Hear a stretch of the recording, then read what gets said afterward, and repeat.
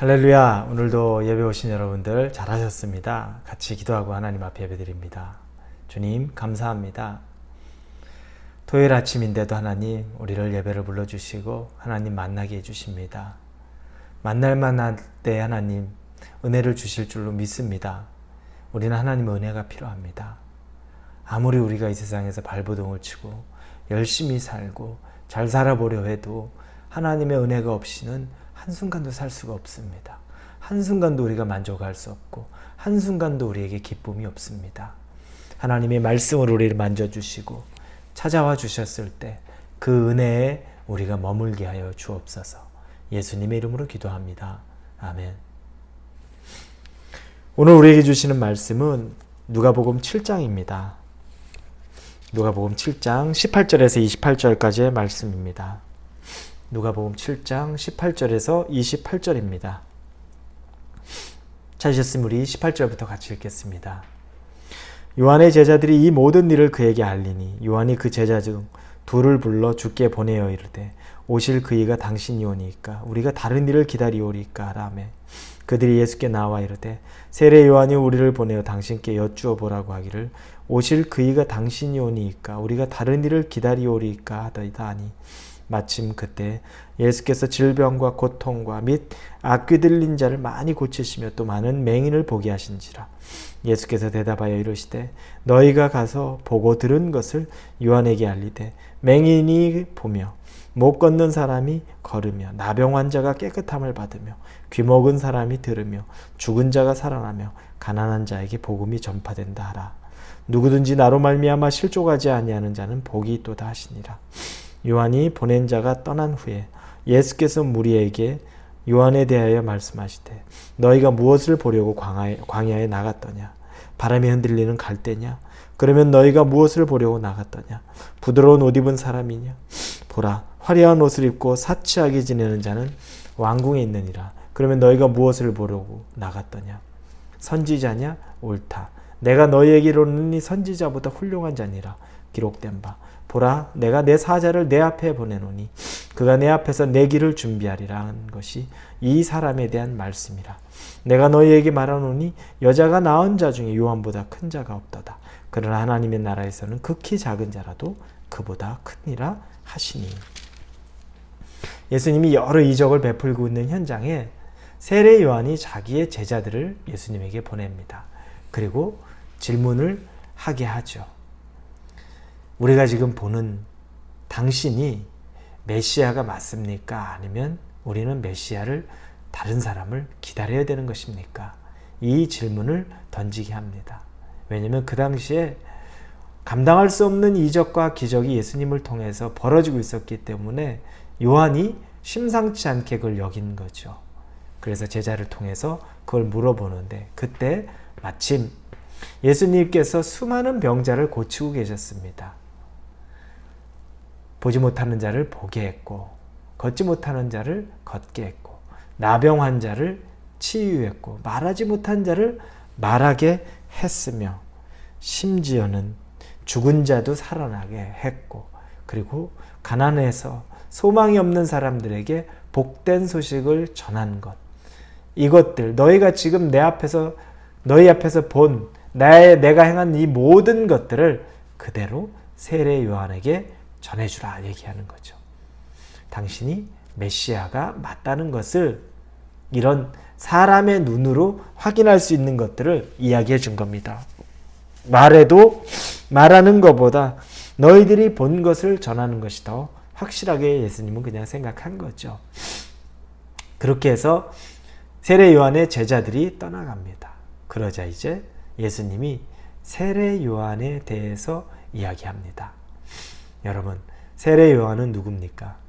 광야에서 회개를 선포하던 메시아, 즉 예수님의 앞서서 그분의 길을 예비하던 소리와 같은 자라고 우리가 알고 있습니다.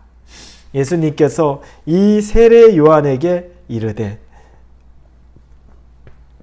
너희가 24절에 너희가 무엇을 보려고 광야에 나갔더냐? 바람에 흔들리는 갈대냐? 사람들에게 얘기하는 거죠. 너희들 왜 광야에 나갔냐? 그 광야는 세례 요한이 거하던 곳입니다. 여러분, 광야, 그 시대의 광야는 아주 고달픈 것입니다. 그것은 멋진 것이 하나도 없었고, 그것은 먹을 것이 충분하지도 않았고, 낮에는 더위와 밤에는 추위가 있었고, 또 밤에는 들짐승들이 있었습니다. 세례 요한은 충분하게 자기가 그곳에서 누릴 만한 별장처럼 지낼 것이 아니라 정말 불편하면서도 부족하면서도 또 괴로울 수 있는 삶을 자처해서 살았던 겁니다. 왜 너희가 그 광야에 가서 무엇을 보려고 하느냐? 그곳에 가서 비단 옷 입고 귀한 옷 입고 편하게 보이는 사람 보려고 갔느냐? 예수님이 그렇게 묻죠. 그런 사람은 왕궁에 있다. 세례 요한은 그렇게 간 것이 아니라는 겁니다. 여러분, 저와 여러분도 우리가 살아가는 삶은, 이 신앙생활을 한다는 것은 광야의 삶입니다.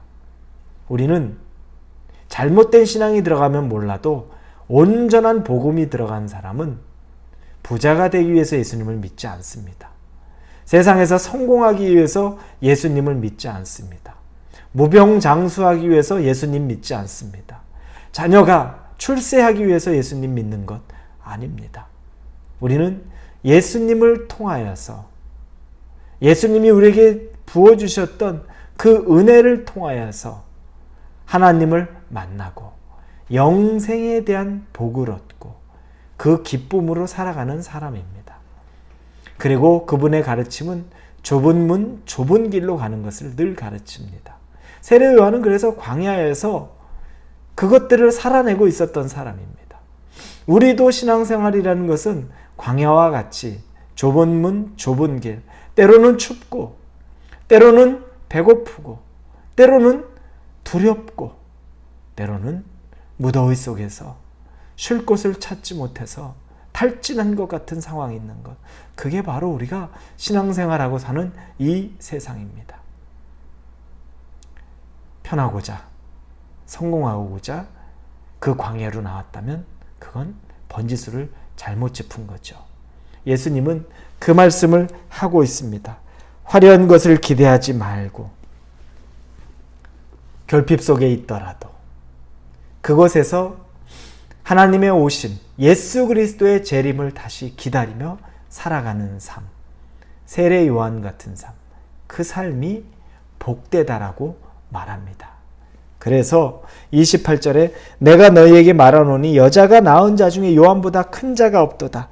그러나 하나님 나라에선 극히 작은 자라도 그보다 크니라.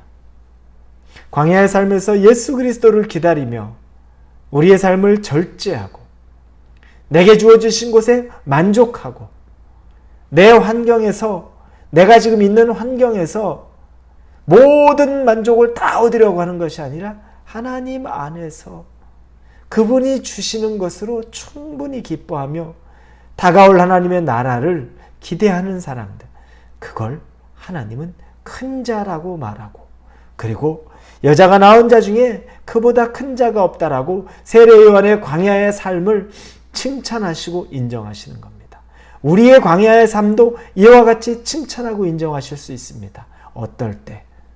비단 옷을 입기 위해서 이 세상을 살아가는 목적이 아니라 우리가 자의로 선택해서, 우리가 의지적으로 선택해서 더 좁은 길로, 더 괴롭지만 그러나 예수님을 만날 수 있는 그 길로 회개를 촉구하고, 그리고 그것에서 나를 단련하고 영적으로 무장하는 삶을 살기를 원하는 사람 가운데 이와 같은 축복을 주실 줄로 믿습니다.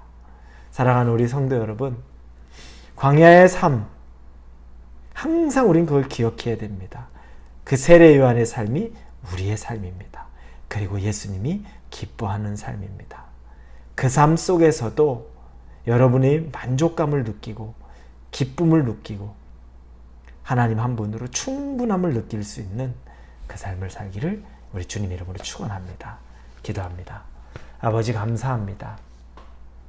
너희가 무엇을 보려고 광야에 나갔느냐라고 말하며 세례 요한을 보며 그가 여자가 낳은 중에 그보다 더 큰 자가 없다고 말하는 아주 극찬, 예수님이 주시는 칭찬을 세례 요한에게 합니다.